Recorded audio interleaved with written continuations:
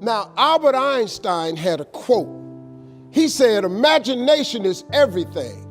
It's the preview to life's coming attractions.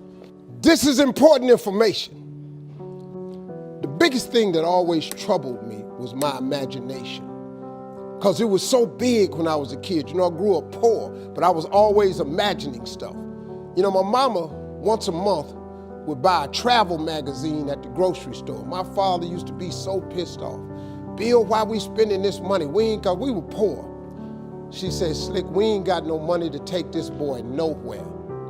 But if he can look in these magazines, maybe one day, it'll cause him to want to travel.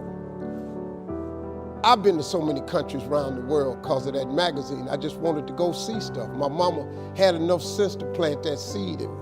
It's like at Christmas time, we used to get in the car, and my daddy used to take us to the suburbs so we could see the lights. And you know, we just drove around the lights. And I was amazed at the suburbs, because I would see these big houses with horseshoe driveways where you drove in and came out the other side. So I told my daddy one time we was riding, I said, Daddy, why don't we get one of them houses? He said, boy, I ain't got no money for that, but that's what I'm bringing you out here for. She said, one day you'll be able to get one of them houses. Let me explain something to you. Because of that right there, I've probably had in my lifetime now about 11 homes. I got 4 now in different states. Every house I own got a horseshoe driveway. When they was living, they told me one time, they was sitting up watching TV.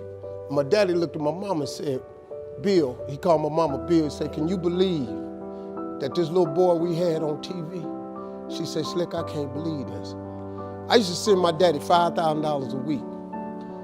You know, when I first got on TV, I was making $55,000 a week, so I sent my mom and them $5,000 a week. When I got into Kings of Comedy, my father was still living. I showed my daddy one time how much money I made. He said, boy, it take me 4 years to make this kind of money.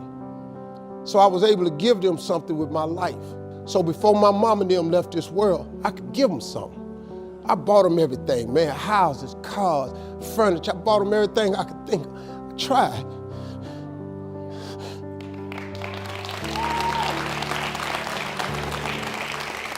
And you know what's crazy, man? I'm 62 years old.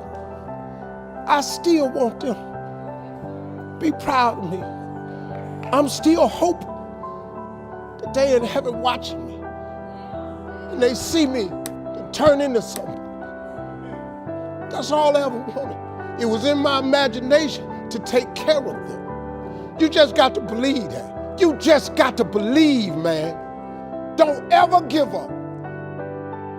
Faith is the substance of things hoped for and the evidence of things not seen. All faith is, really, the substance of it is just what you hope for. That's all faith is. It's just real hard hoping. You remember when you was little and you said, I hope I get a bike for Christmas? And you went out there one year and the bike was under the tree? You remember when you said you hope you graduate and you mess around and got a diploma? Didn't you remember when you said you hope you get a job and you mess around and you got a job? Huh? At one point in time, the older you get, this got to start clicking in.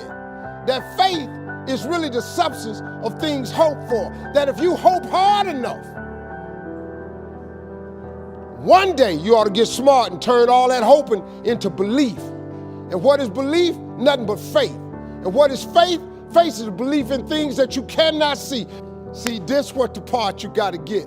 The evidence of things not seen. Remember I told you that imagination is everything? It's the preview to life's coming attraction. Man, do you know, now let me tell you the problem with your imagination. The problem with your imagination is you tell it to the wrong people.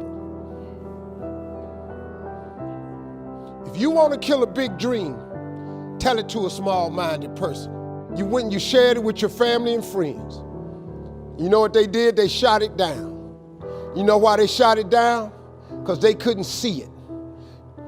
See, your mom and them, your cousin them, your friends, they don't know. See, you got to be careful when you share your imagination with small-minded people. Nobody else can see your imagination but you.